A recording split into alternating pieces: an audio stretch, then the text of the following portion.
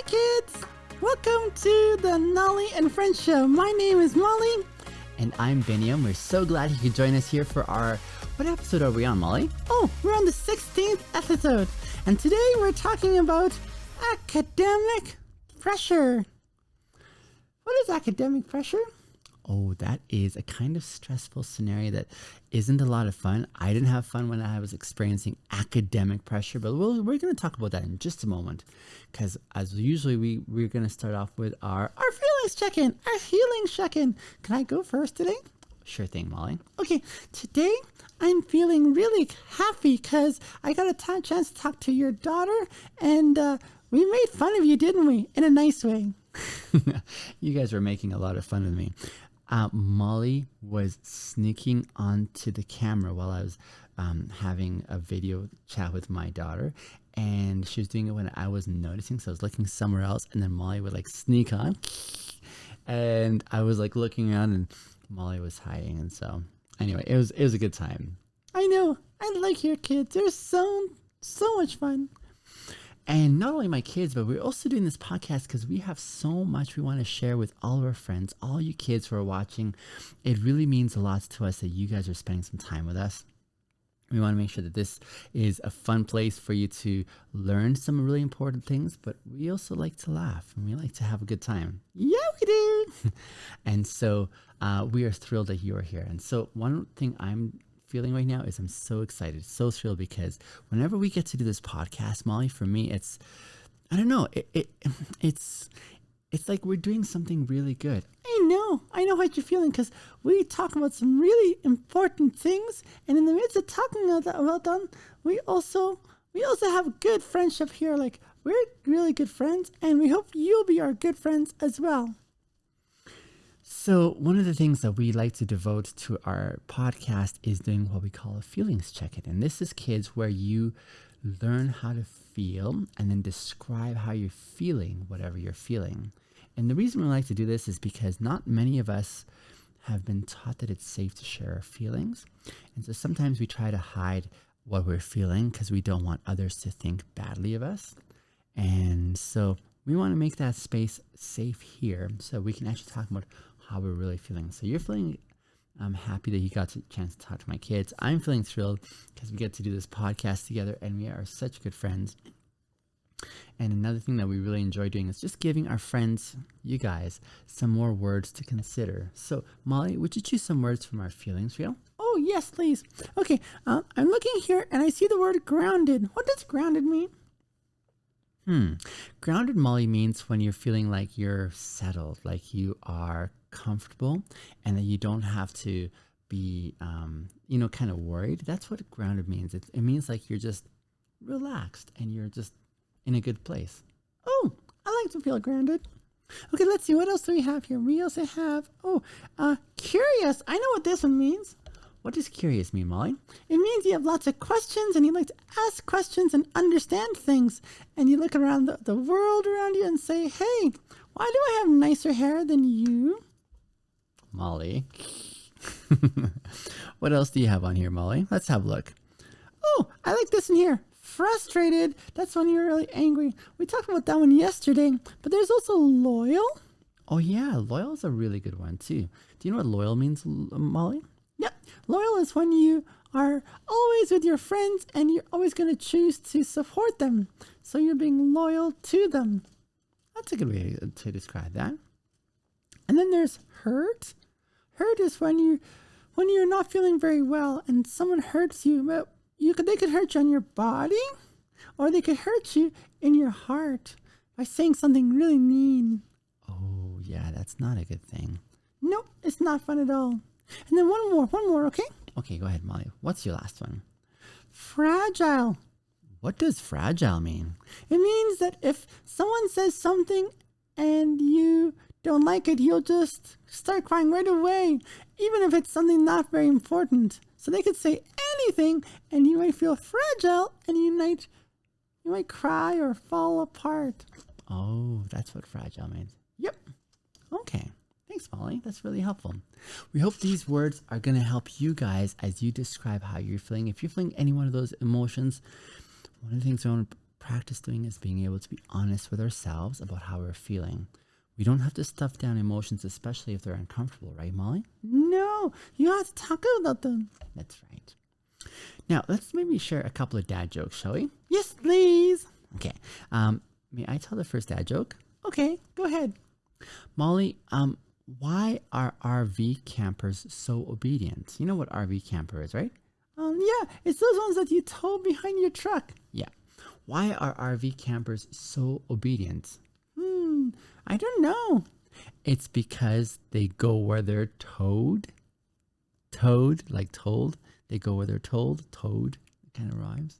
I get it. That's just, yeah.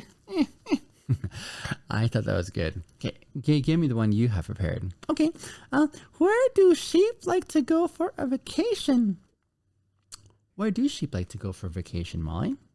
To the Bahamas. Where do they like to go to? To the Bahamas. I like that one. That's a good one. I wonder if they have any sheep in the Bahamas. I would love to know because it's a nice place to go for a holiday. How do you know, Molly? Because I heard it from my friends who went there. Ah, have any of you been to the Bahamas? Because I haven't. But I've also heard really good things about it as well, too. All right, let's talk a little bit about academic pressure. What does academic mean? Oh, that's a really good question. Academic, Molly, means when you're talking anything about school and things you have to study. So if you have to study something, it's kind of academic. Academic. Oh, so it's like school stuff, like schoolwork? That's exactly it.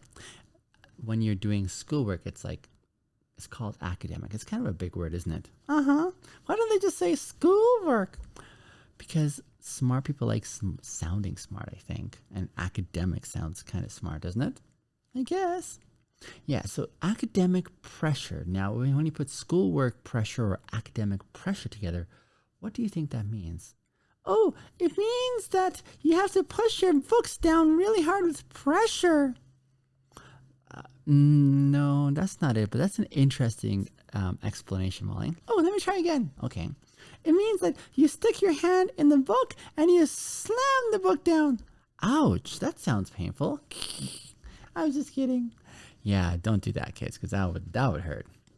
Here's what academic pressure or school pressure looks like. It means when you have a lot of stress about having good marks, or maybe you're stressed about a test that's coming up or an exam that you have to do, or maybe you're stressed about the amount of homework you have to do because you feel like it's a lot of homework. Or, Molly, it also might mean that you don't know how to do the work for school, and so you have a lot of stress because you're not understanding what you're supposed to understand. Wow, those are really difficult experiences. Oh, they are not fun at all.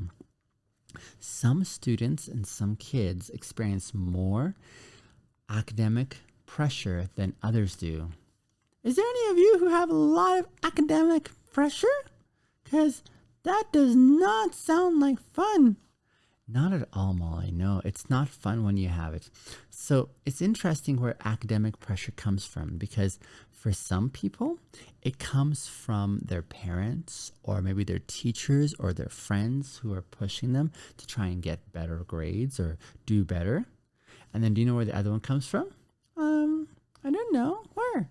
The other one also comes from ourselves sometimes. There are some kids who feel like they're the ones who are giving themselves so much pressure to do really well, and as a result, they don't feel like they're doing really good.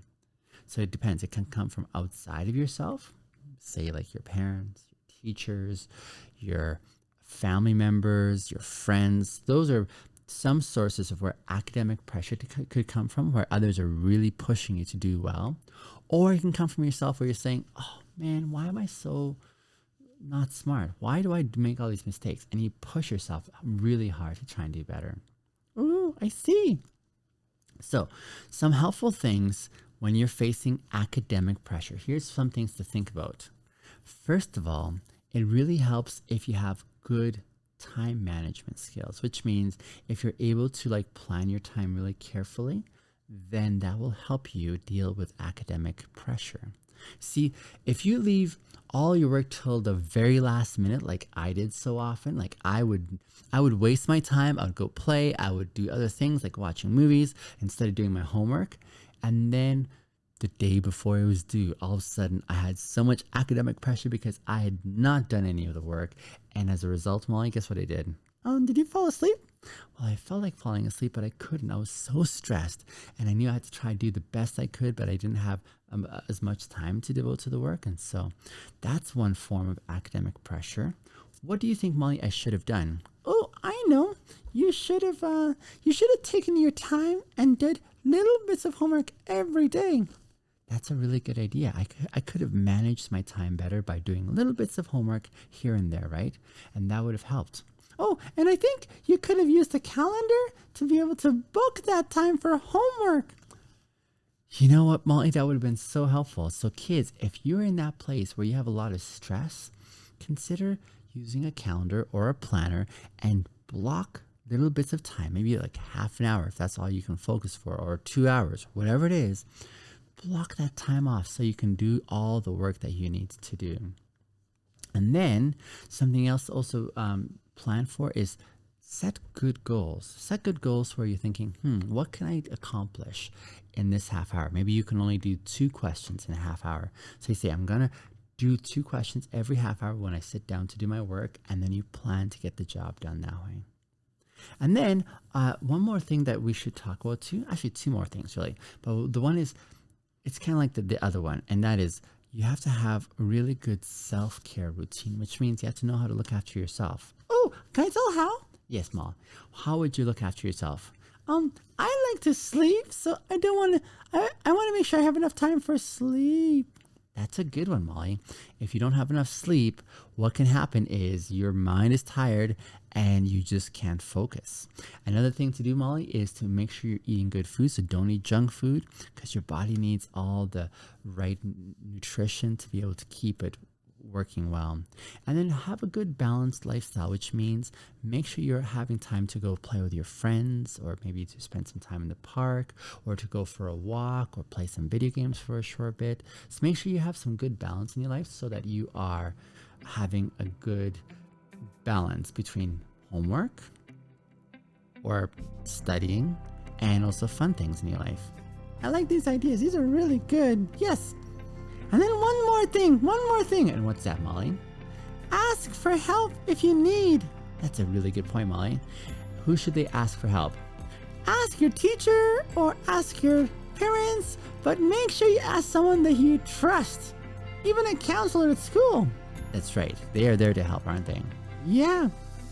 Okay, we need to do our last couple of jokes because it's almost over. Okay. Molly, what kind of shoes do frogs wear? Ooh, I know. They wear Crocs. Nope. They wear open-toed shoes. Get it? Open-toed, like a toad, but open-toed me. I get it. All right, you're not impressed with that one. I thought that was a good one. Okay, you tell me yours. Okay. How do trees get on the internet?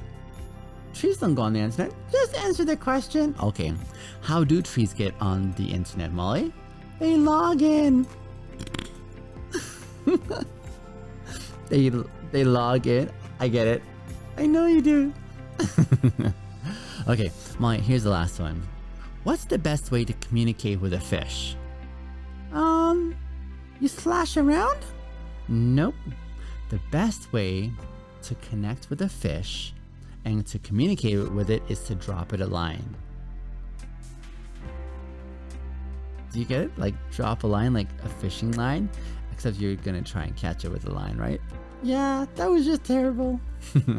I thought that was such a good one still. Our dear friends, we hope you enjoyed this 16th episode of the Molly and Friends podcast.